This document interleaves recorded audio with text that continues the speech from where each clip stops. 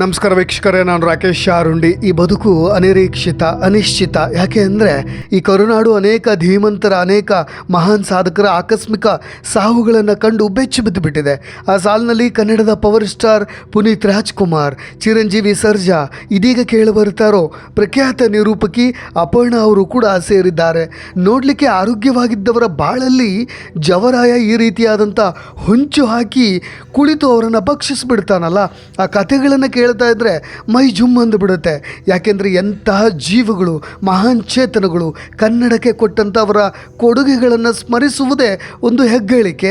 ಆದರೆ ಇಂಥವರ ಬದುಕನ್ನೇ ಈ ರೀತಿಯಾಗಿ ಆ ಭಗವಂತ ಕಿತ್ಕೊಂಡು ಬಿಡ್ತಾನಲ್ಲ, ಇಷ್ಟು ಚಿಕ್ಕ ವಯಸ್ಸಿಗೆ ಕಿತ್ಕೊಂಡು ಬಿಡ್ತಾನಲ್ಲ ಅನ್ನೋ ಆರೋಪ, ಜೊತೆಗೆ ಅಪವಾದ, ಜೊತೆಗೆ ಆ ಭಗವಂತನ ಮೇಲೆ ಒಂದು ಕೋಪ ಬಹಳಷ್ಟು ಜನರಿಗಿದೆ. ನಮಗೆಲ್ಲ ಗೊತ್ತಿರೋ ಹಾಗೆ ಅಪರ್ಣ ಯಾವತ್ತೂ ಕೂಡ ಸಿಗರೇಟ್ ಸೇದಿದವರಲ್ಲ, ಧೂಮಪಾನ, ಮದ್ಯಪಾನ ಅಲ್ಲದೆ ಬೇರೆ ಯಾವುದೇ ವ್ಯಸನಗಳಿಗೆ ಬಲಿಯಾದವರು ಕೂಡ ಅಲ್ಲ. ಶಿಸ್ತುಬದ್ಧ ಜೀವನ, ಅವರ ಜೀವನ ಶೈಲಿಯೇ ಎಲ್ಲರಿಗೂ ಕೂಡ ಮಾದರಿಯಾಗಿತ್ತು.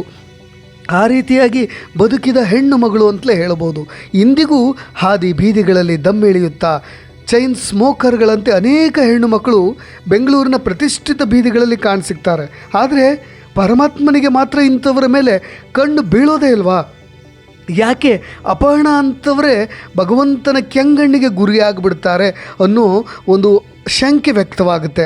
ಅಪರ್ಣ ಅವರ ಉಡುಗೆ ತೊಡುಗೆ ಅಷ್ಟೇ ಅಲ್ಲದೆ ಅವರ ಆಹಾರ ಶೈಲಿಯೂ ಕೂಡ ಅಷ್ಟೇ ಪೋಷಕಾಂಶ ಯುಕ್ತವಾಗಿತ್ತು. ನೀರಿನ ವಿಷಯದಲ್ಲೂ ರಾಜಿಯಾಗದೆ ಅತ್ಯದ್ಭುತವಾಗಿ ಬದುಕಿದವರವರು.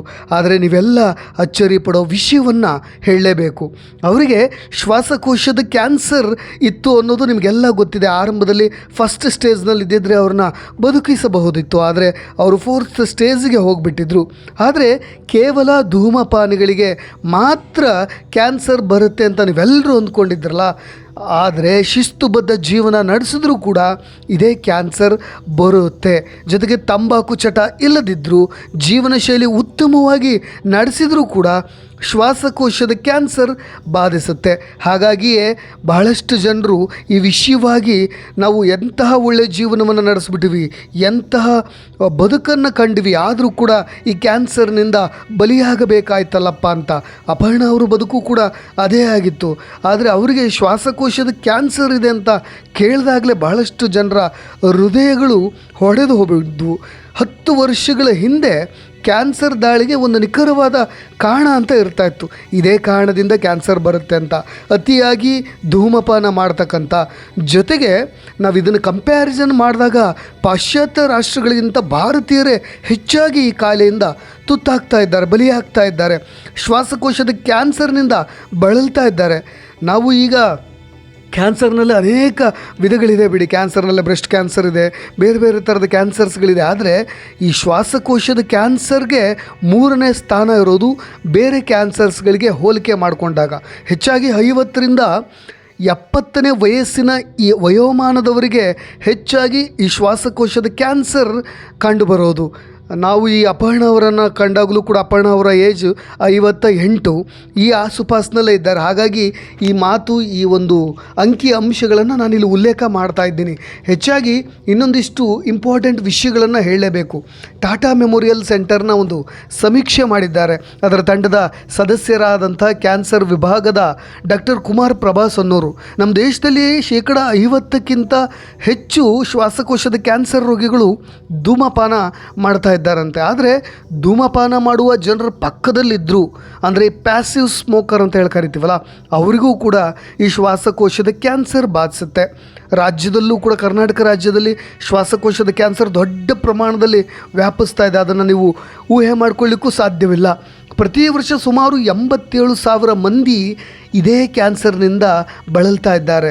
ಇದರಲ್ಲಿ ಸುಮಾರು 4,500ರಿಂದ 5,000 ಜನರಲ್ಲಿ ಶ್ವಾಸಕೋಶದ ಕ್ಯಾನ್ಸರ್ ಕಾಣಿಸ್ಕೊಳ್ತಾ ಇದೆ.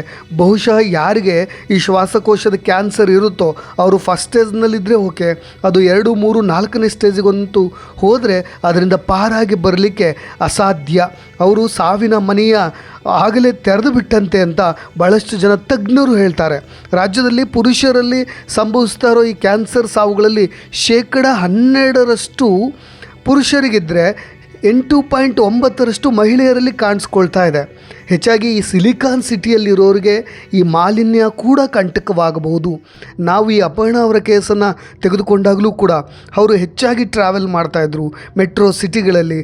ಅವರು ಧೂಮಪಾನ ಇದು ಯಾವುದಕ್ಕೂ ಕೂಡ ಒಗ್ಗಿಕೊಳ್ಳದೇ ಇದ್ದರು, ಕಾರಣ ಇಲ್ಲದೇ ಇದ್ದರು. ಎಂಥ ಶಿಸ್ತುಬದ್ಧ ಆಹಾರ ಕ್ರಮ ಇತ್ತು, ಜೀವನ ಶೈಲಿಯನ್ನು ರೂಢಿಸ್ಕೊಂಡಿದ್ರು. ಬಟ್ ಆದರೆ ಅವರಿಗೆ ಬಂತಲ್ಲ ಅನ್ನೋ ಈ ಅನುಮಾನ ಹೇಳ್ತಾ ಇರೋದು. ಹೆಚ್ಚಾಗಿ ಮೆಟ್ರೋ ನಗರಗಳಲ್ಲಿ ವಾಯು ಮಾಲಿನ್ಯ ಆಗ್ತಾ ಇದೆಯಲ್ಲ, ಅದರ ಕಾರಣದಿಂದಲೂ ಕೂಡ ಕ್ಯಾನ್ಸರ್ ಬಾಧಿಸುತ್ತಂತೆ. ಹೆಚ್ಚಾಗಿ ಈ ಮಲಿನಯುಕ್ತ ಗಾಳಿಯಲ್ಲಿ ಖನಿಜಾಂಶಗಳು ಇರುತ್ತೆ, ಕ್ರೋಮಿಯಂ ಇರುತ್ತೆ, ಕ್ಯಾಡ್ಮಿಯಂ ಇರುತ್ತೆ, ಆರ್ಸೆನಿಕ್ ಅನ್ನೋ ಅಂಶಗಳಿರುತ್ತೆ. ಅದು ಯಾವಾಗ ಶ್ವಾಸಕೋಶಕ್ಕೆ ಹೋಗಿಬಿಡುತ್ತೋ ಆವಾಗ ಇದೇ ಶ್ವಾಸಕೋಶದ ಕ್ಯಾನ್ಸರ್ ಉಂಟಾಗುತ್ತೆ. 2025 ವೇಳೆಗೆ 7 ಪಟ್ಟು ಇದು ಹೆಚ್ಚಳ ಆಗೋ ಸಾಧ್ಯತೆ ಇದೆ ಅಂತ ಹೇಳ್ತಾರೆ. ಹಾಗಾಗಿ ಮುನ್ನೆಚ್ಚರಿಕೆಯನ್ನು ಪ್ರತಿಯೊಬ್ಬರೂ ಕೂಡ ತೆಗೆದುಕೊಳ್ಳಲೇಬೇಕಾಗತ್ತೆ. ಈ ವಿಚಾರದಲ್ಲಿ ಇಲ್ಲದೇ ಇದ್ದರೆ ನಾವು ಕ್ಯಾನ್ಸರ್ನಿಂದ ಬಳಲೇಬೇಕಾಗತ್ತೆ. ಶ್ವಾಸಕೋಶದ ಕ್ಯಾನ್ಸರ್ ಬರಲಿಕ್ಕೆ ಪ್ರಮುಖ ಕಾರಣ ಅಂದರೆ ಅದು ತಂಬಾಕು ಸೇವನೆ, ಧೂಮಪಾನ ಅನ್ನೋದು ಇಲ್ಲಿಯವರೆಗೂ ಇದ್ದಂಥ ಪ್ರಮುಖ ಕಾರಣ. ಆದರೆ ಅದು ಅನುವಂಶೀಯವಾಗೂ ಬರ್ಬೋದು, ನಮ್ಮ ಅಜ್ಜ ಅಜ್ಜಿ ಮುತ್ತಾತಂದ್ರಿಂದಲೂ ಕೂಡ ಬರ್ಬೋದು. ಜೊತೆಗೆ ಶಿಸ್ತುಬದ್ಧ ಜೀವನ ನಡೆಸಿದವ್ರಿಗೂ ಕೂಡ ಈ ಎಲ್ಲ ಕಾರಣಗಳಿಂದಲೂ ಕೂಡ ಬರಬಹುದು ಅಂತ ಹೇಳ್ತಾರೆ. ಹಾಗಾಗಿ ಇದರ ಲಕ್ಷಣಗಳು ಹೇಳ್ಬಿಡ್ತೀನಿ ನಿಮಗೆ. ಯಾವಾಗ ಇದೇ ಅಪರ್ಣಾ ಅವರು ಈ ಕೇಸ್ನಲ್ಲಿ ಈ ಥರದ ಲಕ್ಷಣಗಳು ಕಂಡಾಗ ಅವ್ರ ಆಸ್ಪತ್ರೆಯ ಮೆಟ್ಟಿಲನ್ನು ಏರ್ಬಿಟ್ಟಿದ್ರೆ ಅವ್ರನ್ನ ನಾವು ಉಳಿಸ್ಕೊಳ್ಬೋದಿತ್ತು.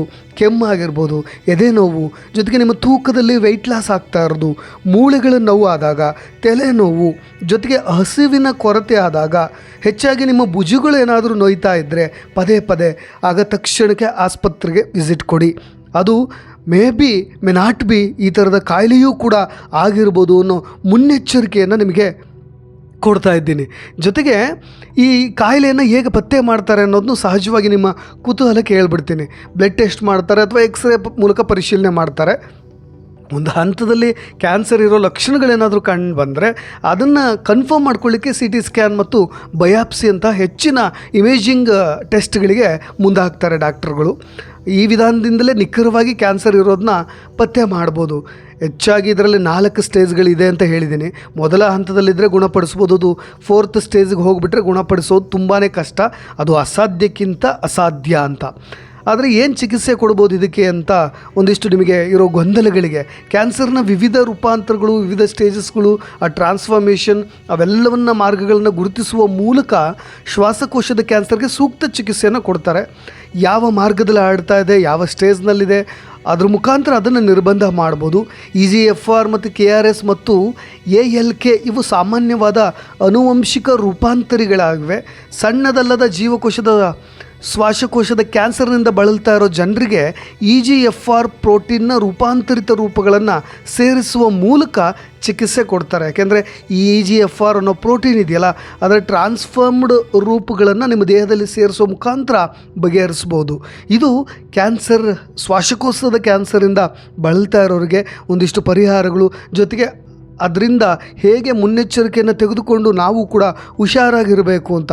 ಯಾರೆಲ್ಲ ಚೈನ್ ಸ್ಮೋಕರ್ಗಳಿರ್ತಾರೋ ಅವರ ಪಕ್ಕದಲ್ಲಿ ನಿಲ್ಲಕ್ಕೂ ಹೋಗಬೇಡಿ.